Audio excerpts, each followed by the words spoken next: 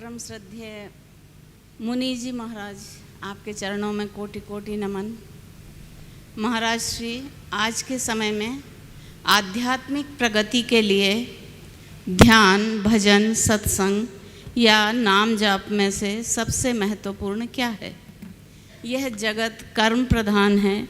क्या आध्यात्मिक पथ पर चलने से प्रारब्ध सुधरता है और संचित दुष्कर्मों का दुष्प्रभाव भी कम होता है? बहुत सुंदर। देखिए, जीवन के रूपांतरण के लिए ध्यान, भजन, सत्संग, नामस्मरण सभी उपयोगी। आपने पूछा सबसे अच्छा क्या है, तो मैं कहूँगा सब अच्छे हैं, सब अच्छे हैं, और जिससे हमारा जीवन बदल जाए वही अच्छा है। लेकिन ध्यान, भजन, सत्संग या नामस्मरण हमारे जीवन में तभी काम आते हैं जब हम अपने अंतश्चेतना को जागृत करके ये काम करते हैं। जिनकी चेतना जागृत होती है उनके लिए धर्मोपासना के ये सारे कार्य उनके जीवन के रूपांतरण का आधार बन जाते हैं, और जिनकी अंतश्चेतना सुसुप्त होती है उनके लिए ये केवल एक रूटीन की क्रिया बन जाती है।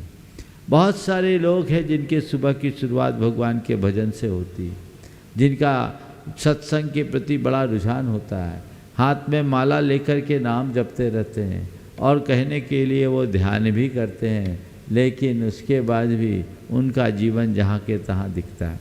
जो लोग सतही स्तर पर धर्म करते हैं उनके जीवन में इसका कोई परिणाम नहीं घटता, लेकिन जो अंतस्पर्श के साथ इस कार्य में लगते हैं उनके जीवन में आमूल चूल परिवर्तन होता है। इसलिए ये सब हमारे धर्मोपासना के अंग हैं। जिसकी जिसमें रुचि हो वो काम करे। सबसे सरलतम काम है नाम स्मरण, लेकिन ये सबसे कठिन हो जाता है, क्योंकि दुनियादारी की नाम जिसके जबान पर चढ़े वो भगवान का नाम बहुत कठिनाई से ले पाता है। अगर हमने अपने आप को तन्मयता के साथ उनके जोड़ लिया, भगवान के साथ अपनी नेह लगा ली, तो जीवन में व्यापक बदलाव आ सकता है।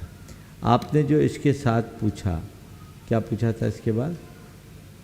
क्या आध्यात्म के मार्ग से दुष्कर्मों का दुष्प्रभाव? हाँ, और अपने प्रारब्ध को परिवर्तित किया जा सकता है, संचित कर्मों का नाश किया, निश्चित किया जा सकता है। ये एक बहुत सबल माध्यम है।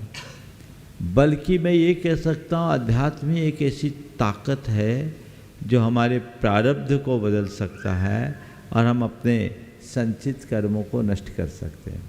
इसे समझिए, ये क्यों होता है, इसका एक पूरा वैज्ञानिक स्वरूप है।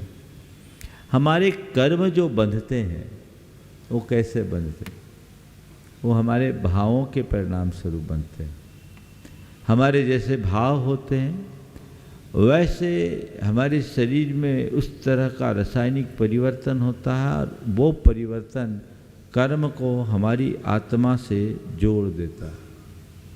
लेकिन जब हम आध्यात्मिकता से भरते हैं, हमारे अंदर जो भाव की विशुद्धि होती है, तो हमारी अंतश्चेतना के जैव रसायन परिवर्तित हो जाते हैं।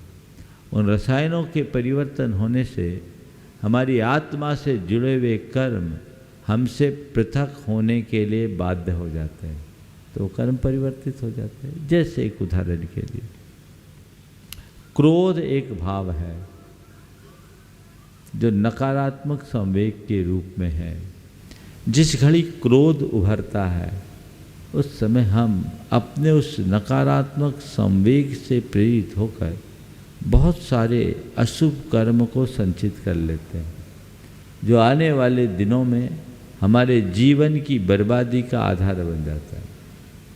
लेकिन उससे उलट जब हम क्षमा के भाव से भरते हैं, हमारे अंतश्चेतना में भाव विशुद्धि निर्मित होती है, मन में एक अपार प्रसन्नता आती है, और अनुभव में भी आता है कि जिसका नाम लेने से अंदर आग लग जाती है, क्षमा करते ही उसके गले में हाथ डालकर चलने में कोई तकलीफ़ नहीं, उसे गले लगाने में कोई तकलीफ़ नहीं। क्षमा का भाव आते ही अंदर के सारे गिले शिकवे पल में नष्ट हो जाते हैं।